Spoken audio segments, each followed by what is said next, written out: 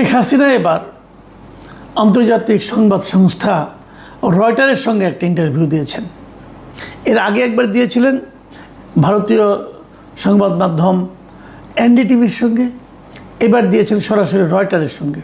এবং সম্ভবত এটাই শেখ হাসিনার প্রথম কোনো সরাসরি ইন্টারভিউ, কারণ এনডিটিভির ইন্টারভিউটা ছিল লিখিত আকারে। এনডিটিভি লিখিতভাবে প্রশ্ন পাঠিয়েছিলেন ইমেইলের মাধ্যমে, উনি ইমেইলের মাধ্যমে উত্তর দিয়েছেন। এখন সেই উত্তরগুলো উনি দিয়েছেন না ওনার হয়ে কেউ লিখে দিয়েছেন, এটা বলা বড় কঠিন, কারণ এটা দৃশ্যমান নয়। কিন্তু এক্ষেত্রে তাই হয়নি। এক্ষেত্রে রয়টার্সের আপনার ইন্ডিয়াতে তাদের যে রাজনীতির বিষয়ক যে editor mister Krishna N Das, খুব বড় একজন সাংবাদিক এবং উনি বাংলাদেশ সম্পর্কেও বেশ অভিজ্ঞ। বাংলাদেশে এর আগে 2018 সালে আমাদের রোহিঙ্গা ক্রাইসিস নিয়ে উনি রিপোর্ট করেছেন এবং বাংলাদেশ ব্যাংকের যে টাকা ডলার রিজার্ভ লুট হয়েছিল, চুরি হয়েছে, সেটা নিয়েও ওনার গুরুত্বপূর্ণ রিপোর্ট ছিল। এই কৃষ্ণা এন দাস ওনার সঙ্গে সরাসরি টেলিফোনে কথা বলেছেন বৃহস্পতিবার রাত থেকে শুরু করে শুক্রবার পর্যন্ত, মানে সম্ভবত বৃহস্পতিবার রাত 12টার আগে পাচ্ছে হবে, এরকম 5-10 মিনিট আগে, যেটা নাকি শুক্রবার পর্যন্ত যে ঠেকেছিল। প্রায় 1 ঘন্টারও বেশি সময়ের একটা ইন্টারভিউ টেলিফোনে শেখ হাসিনার সঙ্গে ওনার হয়েছে। এবং সেই ইন্টারভিউয়ে শেখ হাসিনা এবার স্পষ্ট করেই বলেছেন যে উনি ডিসেম্বরের মধ্যে দেশে ফিরছেন। এবার একটু বাড়তি বলেছেন যে উনি একা ফিরছেন তা বলেননি, উনি বলেছেন ওনার দলের যারা সিনিয়র সহকর্মী আছেন, মানে কেন্দ্রীয় পর্যায়ে যারা নাকি সিনিয়র লিডার আছেন, তাদেরকে সঙ্গে নিয়ে উনি ফিরবেন এবং উনি ফিরবেন সারেন্ডার করার জন্য। মানে ওনাদের বিরুদ্ধে যে হুলিয়া আছে, গ্রেপ্তারি পরোয়ানা আছে, তারই প্রেক্ষিতে ওনারা নিজে থেকেই দেশে ফিরে আইনের হাতে নিজেদেরকে সোপর্দ করবেন। এটা কিন্তু একটা বড় ঘোষণা, মাথায় রাখবেন যে এর আগে কখনো এরকম হয়নি। এর আগে কখনো কোনো পলিটিক্যাল লিডার বলেনি যে আমি এভাবে দেশে ফিরতে চাই। মানে যারা এর আগে পালিয়ে গিয়েছিল বিভিন্নভাবে, নানাভাবে পালিয়ে গিয়েছিল অনেকেই, কিন্তু কেউ কিন্তু বলেনি আমি দেশে ফিরে আসতে চাই। এই প্রথমবার, আগে একবার শুনলাম শেখ হাসিনাই বলেছিলেন, এখন আবার শুনলাম এবার একটা আন্তর্জাতিক মিডিয়ার কাছে উনি বললেন যে উনি দেশে ফিরে যাবেন এবং সেটা ডিসেম্বরের মধ্যেই যাবেন। এখন যে উনি কিন্তু বলেছেন উনি আন্দোলন করবেন না, উনি বলেছেন উনি সারেন্ডার করবেন এবং আইনের অনুযায়ী চলবে। এবং ওনাকে বলা হয়েছিল আপনি গেলে কী হবে, উনি বলেছেন যে ফেরার পর তারা আমাকে গ্রেপ্তার করতে পারে, এমনকি আমাকে হত্যাও করতে পারে, উনি এটাও বলেছেন। মাথায় রাখবেন শেখ হাসিনার বয়স কিন্তু এখন 78 বছর। কাজেই শেখ হাসিনার যদি সাহস থাকে এই বয়সে এ ধরনের একটা সিদ্ধান্ত নেওয়াটা যে কতটা রাজনৈতিক সুদূর প্রসারী সিদ্ধান্তের ব্যাপার, এটা নিশ্চয়ই আপনারা বুঝতে পারছেন। যদি শেখ হাসিনা ফিরে আসেন তাহলে কি হবে, এটা নিয়ে আমরা আলোচনা করব। কিন্তু তার আগে তিনি কেন ফিরে আসতে চান উনি সেটাও বলেছেন। উনি বলেছেন যে আমি জানি যে আমার মৃত্যু হতে পারে, তাও আমি যাব, কারণ আমার দলের নেতাকর্মীরা দেশের মধ্যে প্রচণ্ড চাপের মুখে আছে। কাজে সেই চাপটাকে উনি করার জন্য আসবেন।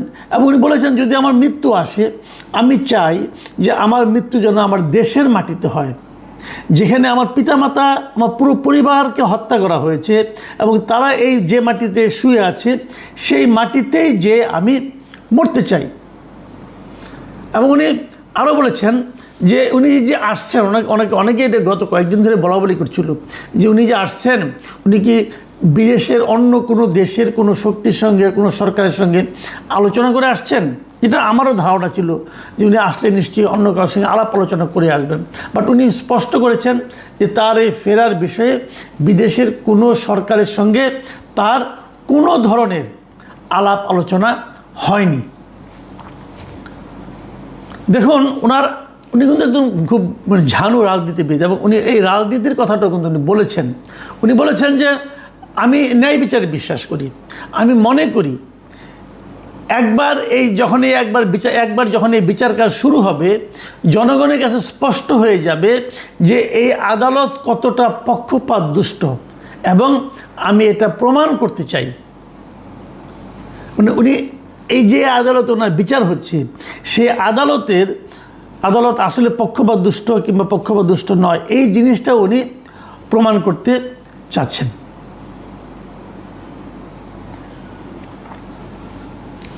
ওনাকে জিজ্ঞাসা করা হয়েছিল যে আপনি যে পালিয়ে গেলেন কেন, আপনি যদি এখন ফিরতেই চাচ্ছেন তো তখন থাকলেন না কেন। উনি যেটা বলেছেন যে জবাবটা সেটা হলো, আমি যে পালিয়ে গিয়েছিলাম তখন আমার জীবন আসলে হুমকির মুখে পড়ে গিয়েছিল, কারণ এই মব অথবা বিশাল একটা জনগোষ্ঠী অথবা ক্রাউড যাই বলেন না কেন, সেটা তার বাসভবনের দিকে যাচ্ছিল, এই জন্য উনি পালিয়ে গিয়েছিলেন, এটা উনি স্বীকার করেছেন। তবে উনি আবার এই কথাটাও বলেছেন যে একটা সরকার যখন লম্বা সময় ধরে ক্ষমতায় থাকে, ভুলভ্রান্তি হতে পারে, কোনো সরকারি ভুলভ্রান্তির ঊর্ধ্বে নয়।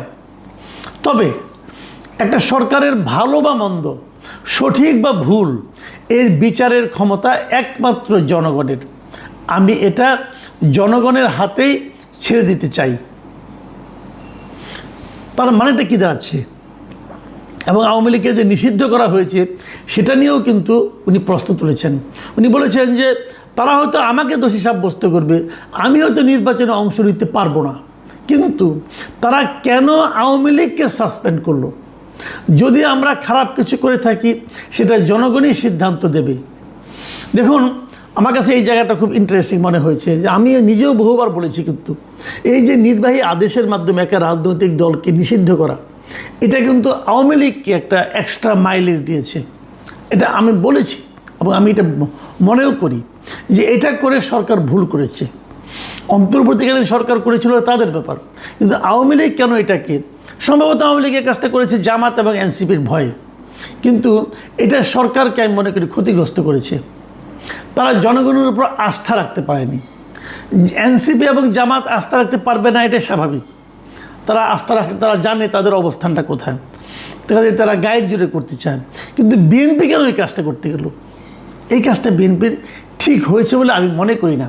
বিএনপি হয়তো এটাকে আদালতের মাধ্যমে সমাধান করতে চেয়েছি, সেটাও একটা ভালো পদ্ধতি আমি মনে করি, একটা ভালো বিকল্প, কিন্তু সেই কাজটাও বিএনপির উচিত হবে না ঝুলিয়ে রাখা। কিন্তু তারও চেয়ে বড় কথা, আদালত এটা নেওয়ারই কোনো দরকার ছিল না।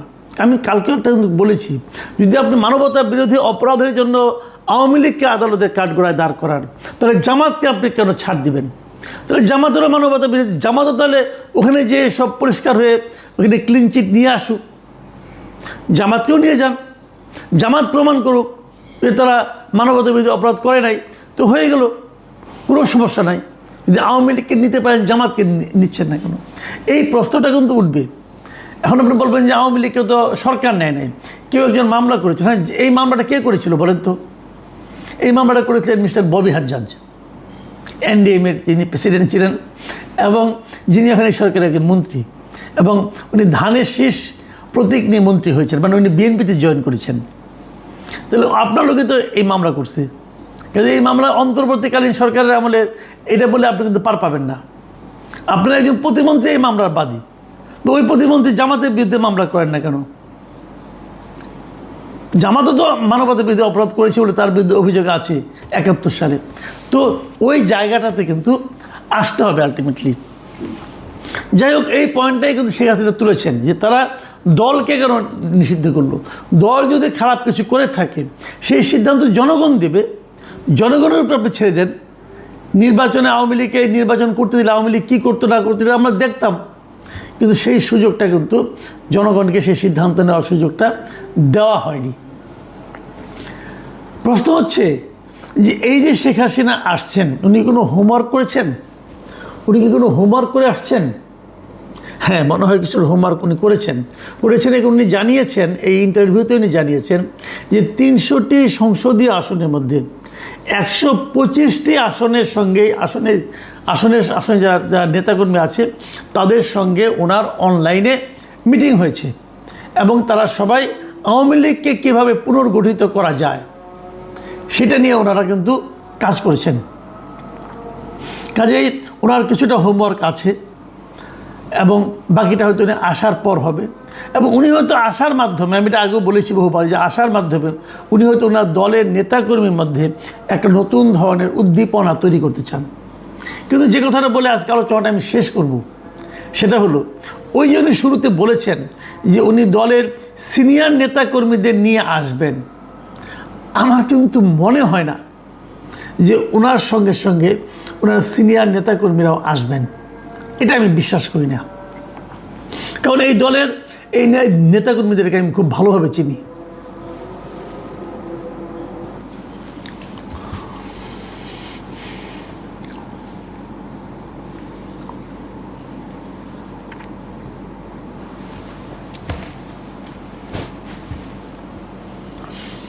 পাশাপাশি আমি শেখ হাসিনাকেও চিনি, অনেক দিন ধরে এদের দেখছি। তো আমার বিবেচনায় শেখ হাসিনা খুবই বাংলাদেশের যত রাজনৈতিক নেতা নেত্রী আছেন তাদের মধ্যে উনি খুবই একজন সাহসী একজন মানুষ। তার আশেপাশের সাহসও তার যারা সিনিয়র নেতাকর্মী আছেন, যারা সিনিয়র নেতা আছেন তাদের মধ্যে নেই।